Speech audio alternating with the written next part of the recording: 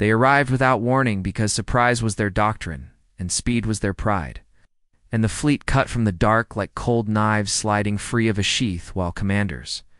spoke of a soft world mapped long ago as a place of scattered tribes and loud signals and too much water, and the plan assumed fear would do the work before any reply could form. The scouts never lingered because the charts said there was no need, and the charts were old, but stamped approved, and the planet name carried no warnings, just a short word that sounded small and harmless and familiar to many. Tongues across the spiral arm, and so the armada settled into position, and the first wave prepared to fall from the surface. The sky changed color, and the change was noticed by many kinds of people at many kinds of hours, and the notice did not lead to panic, but to habits that had been learned across centuries of storms and rivals and disasters and games where losing was never an option, and winning meant surviving together. Signals raced through hidden lines and open ones, and people with simple names received them and moved without waiting for speeches. And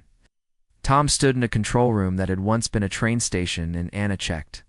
a list that had been written to look boring on purpose, and Leo sealed a door that had never been meant to seal, while Kai laughed, because he always laughed when the moment demanded calm. The first strike came down as light and pressure and sound, and it struck places that had been chosen because they looked important, and the fleet expected to watch confusion bloom. But instead, the lights went out in patterns that made sense, and the networks bent and rerouted, and the silence that followed was not empty, but patient. Above the clouds, the attackers celebrated early because their sensors showed targets dim and defenses still, and they mistook discipline for weakness and restraint for surrender, and they spoke of how the conquest would be taught as a lesson in academies. The ground the lesson was different because Earth had been surprised before by nature and by neighbors and by itself, and each time the answer had been preparation, hidden in plain sight. And when the second wave fell, it met a sky that moved, the air filled with shapes that were not ships and not birds and not missiles alone, but combinations built by committees that argued and tested and argued again. And when they flew, they did not shine, and when they struck, they did not linger, and the attackers lost 3 craft before anyone finished a sentence. Confusion followed because the models said resistance would be loud and brief, and instead it was quiet and layered and adaptive, and every response met another response already waiting, and the fleet began to spread out, which made them easier to study on Earth. People watched screens and listened to reports, and no one asked who was in charge because that question had been settled long by practice and trust, and the understanding that leadership could be shared when the goal was clear, and the goal was clear to him.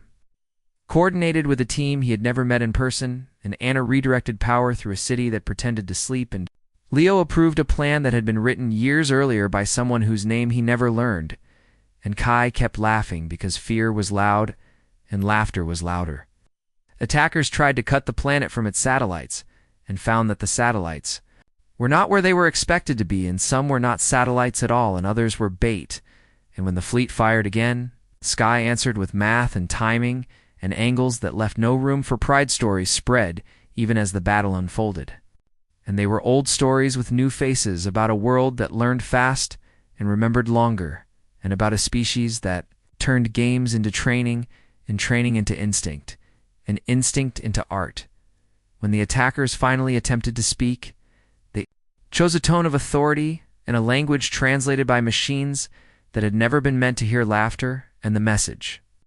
demanded surrender and promised mercy. And on Earth, the reply came back in many voices and many styles, but one meaning. They had forgotten to check. The planet name Earth answered not with threats, but with facts about gravity and weather and distance, and about how humans treated surprise as an invitation to think harder and move faster and share better. And the fleet listened because listening was now necessary. The battle did not end in a single moment, but in a series of small decisions made under pressure, where retreat looked wiser than advance, and survival looked wiser than pride, and the attackers withdrew, piece by piece, leaving behind debris and data and a memory that would spread on Earth. People returned to tasks, interrupted and finished meals, left cooling, and children went back to sleep, and the networks kept humming, and Tom finally sat down, and Anna crossed an item off her list, and Leo opened the door, and Kai stopped laughing and breathed across.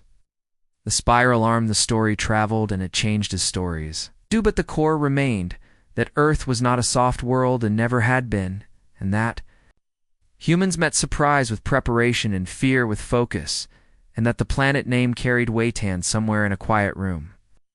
A new chart was updated with a longer note and more care, and a reminder written without flourish that some worlds were better approached with respect and patience, and that Earth was one of them.